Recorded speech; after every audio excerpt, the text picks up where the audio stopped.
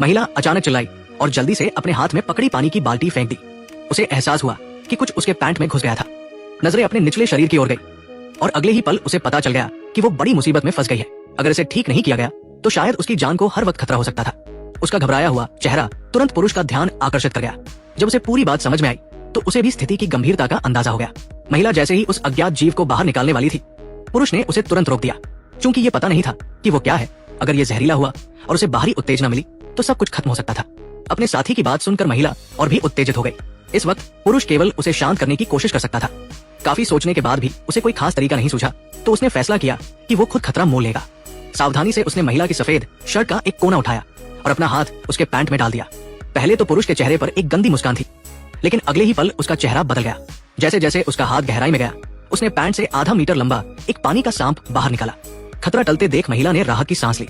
उसे आखिरकार समझ आया कि इस निर्जन द्वीप पर अकेले इतने हादसों का सामना करते हुए वो जिंदा नहीं रह सकती। अब तो खाना भी उसके लिए सबसे बड़ी समस्या बन गया था। लेकिन तभी पुरुष ने पत्तियों को अपने शरीर पर लपेट लिया और खुद को एक विशाल जोंगजी पत्तों में लिपटा खाना की तरह बना लिया। जब उसने भाले को हाथ में लेकर पास ही के मोड़ की ओर बढ़ना शुरू किया तो महिला को समझ आया कि आगे क्या होने वाला है। दया के चलते उसने रोकना चाहा, लेकिन उसका भूखा शरीर उसे ऐसा करने से रोक गया।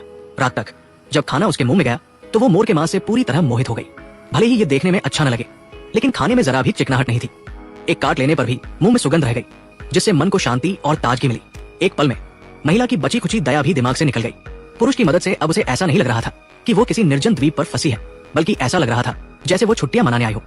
लेकिन ये खुशी ज्यादा दिन नहीं चली। एक हादसे ने दोनों के रिश्ते को फिर से तनावपूर्ण बना दिया। अगली सुबह जब वो जागी तो उसने आसमान में एक यात्री विमान उड़ते देखा। विमान को देखते ही उसे लगा कि अब वो इस मुसीबत से छुटकारा पा सकती है। वो जल्दी से पुरुष के पास गई, लेकिन नशे में धुत पुरुष को जगाना आसान नहीं था। फिर महिला ने एक साहसिक फैसला लिया। अब सबके फोन की बैटरी कितनी है कमेंट में बताएं। एक ही बैटरी प्रतिशत वाले दोस्त बन सकते हैं। उसने अपने साथी की शर्ट का एक कोना उठाया और उसके पैंट में टंकी हुई लाल सिग्नल गन निकाल ली। जैसे ही वो उठकर आसमान की ओर निशाना लगाने वाली थी, पुरुष ने करवट ली और उसे जमीन पर गिरा दिया। इसके साथ ही सिग्नल गोली भी दिशा से भटक गई और पास के पेड़ की चोटी पर जा गिरी। महिला ये सब स्तब्ध होकर देखती रही, क्योंकि बंदूक में केवल एक गोली थी। यानी उन्होंने अपनी एकमात्र मदद की उम्मीद खो दी। जागने के बाद पुरुष ने जमीन पर पड़ी खाली सिग्नल गन उठाई और तुरंत समझ गया कि क्या हुआ था। वो उसे डांटने ही वाला था कि महिला ने सवाल किया कि उसने उसे क्यों गिराया। अगले ही पल महिला ने आसमान की ओर देखा, लेकिन उसके साथी का चेहरा अविश्वास से भरा था। फिर उसने गुस्से से जमीन से हजारों मीटर ऊपर उड़ रहे विमान की ओर इशारा किया। वो एक यात्री विमान था जिसकी रफ्तार 600 मील प्रति घंटा थी। वे परमाणु विस्फोट भी शायद न देख पाए। सिग्नल गोली की तो बात ही छोड़ दे। इतना मूर्खतापूर्ण तरीका अपनाने के लिए कितना दिमाग चाहिए होगा। लेकिन जो हो गया उसे वापस नहीं लाया जा सकता था। अब दोनों को एक ऐसी जगह ढूंढनी थी जो आसानी से दिखाई दे, ताकि कोई और बचाव विमान ऊपर से गुजरे तो उन्हें देख सके। लेकिन जब वे बड़ी मुश्किल से पहाड़ की चोटी पर पहुंचे तो महिला सामने के दृश्य से हैरान रह गई। सोचने का वक्त न मिलते हुए उसने जल्दी से बैग से दूरबीन निकाली। ऊंचाई से नीचे देखते हुए उसे आखिरकार बचने की एक उम्मीद दिखी। कुछ समझ न आने पर उसके साथी ने दूरबीन छीन ली और अपने चेहरे पर लगा ली। सचमुच एक क्रूज जहाज धीरे धीरे किनारे की ओर बढ़ रहा था, लेकिन अब सिग्नल गन के बिना उनका ध्यान आकर्षित करना मुश्किल था। अब एकमात्र रास्ता था कि वे पहाड़ से नीचे उतरकर मदद मांगे, लेकिन ऊपर नीचे आने जाने में बहुत वक्त बर्बाद हो गया। इसलिए दोनों ने रबर की नाव लेकर उस क्रूज जहाज का पीछा करने का फैसला किया जो जाने वाला था। जैसे ही वे मुक्ति की खुशी में डूबे थे, उन्हें अचानक पता चला कि कुछ खूंखार समुद्री डाकुओं ने जहाज पर कब्जा कर लिया था। पुरुष ये देखकर डर से स्तब्ध रह गया और जोर जोर से चिल्ला रही महिला को चुप कराने की कोशिश की। वे तेजी से वहां से भागे, लेकिन उनकी चीख ने समुद्री डाकुओं का ध्यान खींच लिया। वे बिना कुछ कहे मोटरबोट से उनका पीछा करने लगे। पुरुष ने जान की बाजी लगाकर नाव खेना शुरू किया, लेकिन आधुनिक तकनीक के सामने वो हार गया। पीछे से आए समुद्री डाकुओं ने बंदूक तानकर उन पर गोलियां चलानी शुरू कर दी। मजबूरी में भीड़ के सामने कमजोर पड़ते हुए उन्हें अपनी रबर की नाव छोड़नी पड़ी और पूरी ताकत लगाकर तैरकर किनारे की ओर बढ़े। किनारे पर पहुंचने के बाद इलाके की जानकारी का फायदा उठाकर वे आखिरकार समुद्री डाकुओं से बच निकले, लेकिन इस वजह से वे जंगल के गहरे हिस्से में भटक गए। हालांकि किस्मत से उन्हें वहां द्वितीय विश्व युद्ध के समय का एक दुर्घटनाग्रस्त लड़ाकू विमान मिला। उसे देखते ही पुरुष के दिमाग में एक शानदार योजना आई, जिससे न सिर्फ वे समुद्री डाकुओं से छुटकारा पा सकते थे, बल्कि बिना ज्यादा मेहनत के इस द्वीप से भी निकल सकते थे। दोनों ने मिलकर विमान के फ्लोट्स को हटाया और समुद्री डाकुओं से छिपते हुए उन्हें किनारे तक ले गए। अब अगर वे इन चीजों को पैरों से टूटे हुए विमान पर लगा देते तो आसानी से बच निकल सकते थे। पुरुष एक बड़ी लकड़ी उठाकर लाया और फिर दो लगभग एक जैसे पेड़ के तनों को रस्सी से बांध दिया। फिर उन्हें क्रॉस करके खड़ा किया और विमान के पंखों के दोनों तरफ मजबूती से बांध दिया। उसके साथी ने रस्सी का एक सिरा पंख के किनारे पर बांधा, जबकि दूसरी ओर का पुरुष असेंबल किए गए टेंशनर को धीरे धीरे कसने लगा। जैसे जैसे वो जोर लगाता गया, टेढ़ा विमान धीरे धीरे अपनी मूल स्थिति में आने लगा।